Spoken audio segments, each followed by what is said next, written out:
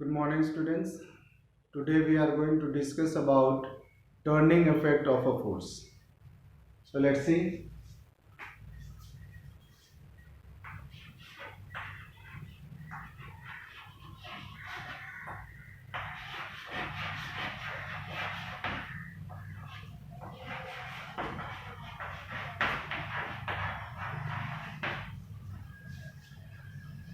So we have already seen that when we apply force on a stationary body, it starts moving in the forward direction or in a straight line in the direction of a force. So this is the case when a body is free to move and has not been fixed. But if there is an object whose one point is fixed, and in this case when we apply the force on that body, it will start rotating. That is, some turning effect will be produced on such body, and this body will start rotating about that fixed point.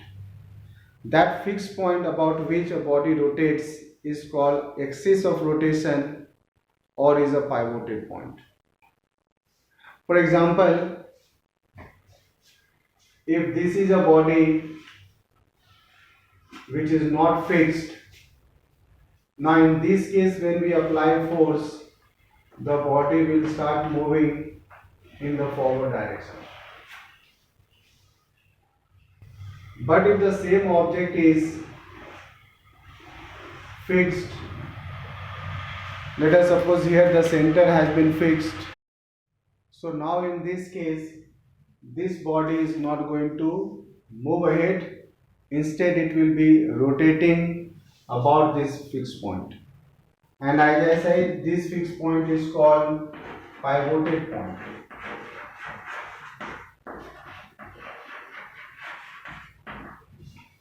Or axis of rotation. So in such objects where the pivoted point is there, on applying the force on such body, turning effect will be produced. Now this turning effect so produced in a body, it depends upon two factors. So let us see the factors that will affect the turning of a body.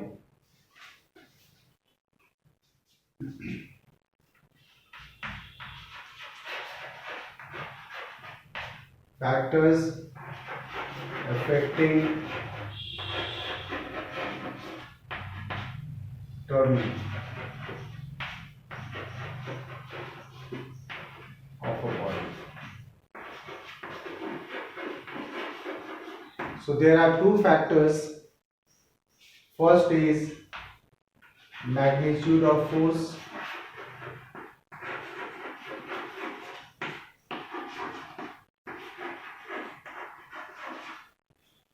So let us try to understand this magnitude of force.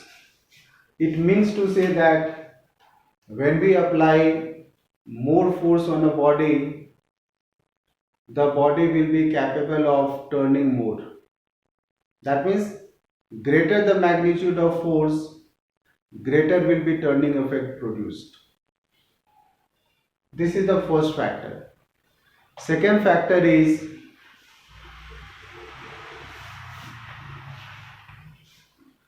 perpendicular distance from the pivoted point.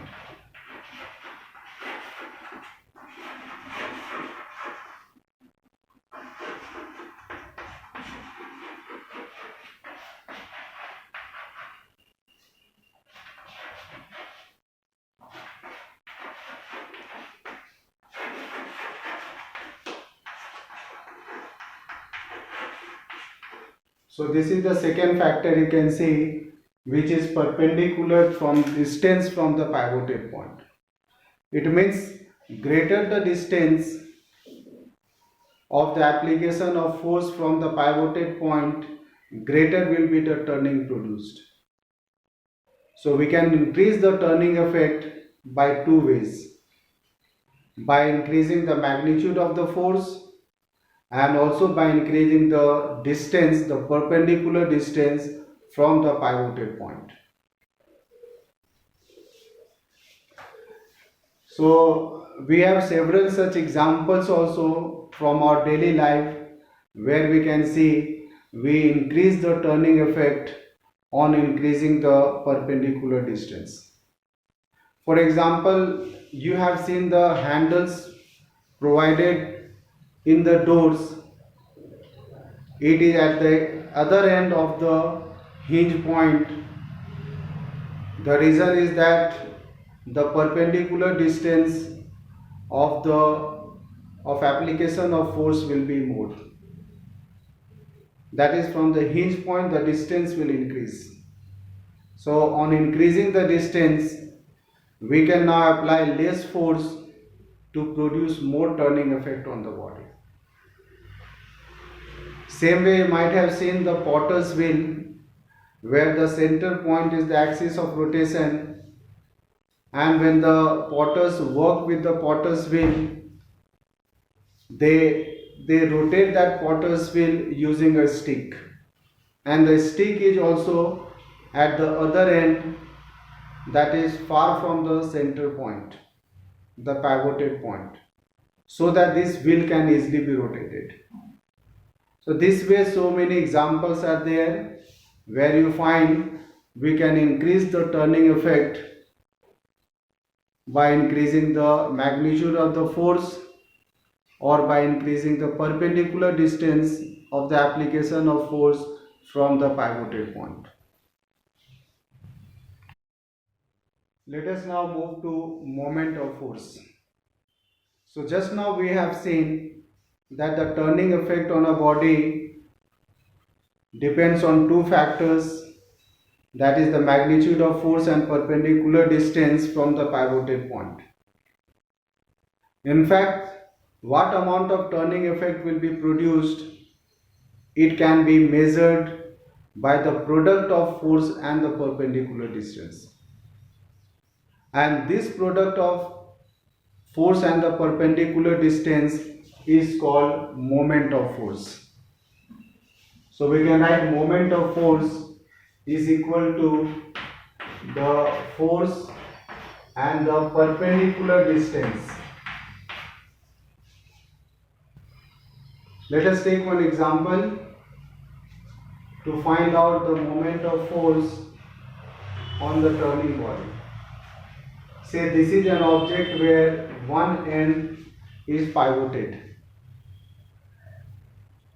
and a force of about 10 Newton is applied at a distance of 0.4 meter from the pivoted point. So we can see here we are applying a force of 10 Newton at a distance of 0.4 meter from the pivoted point. In this case, on applying the force, the body will be rotating. So let's find out the moment of force for this. Moment of force is equal to force into perpendicular distance, that is 10 into 0.4. So we are getting 4 Newton meter. Here the moment of force is 4 Newton meter, and Newton meter is the SI unit of force.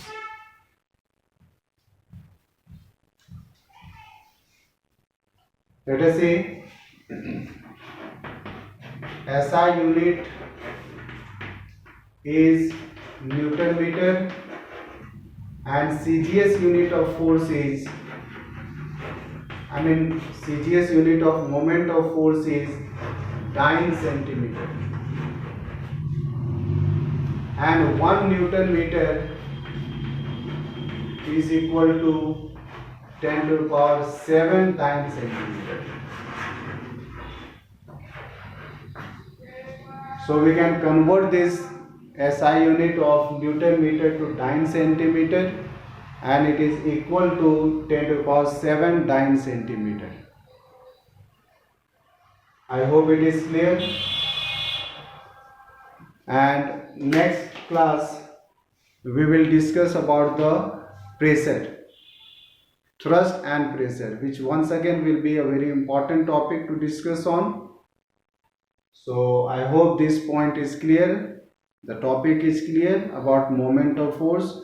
You can learn the definitions and the factors. Thank you.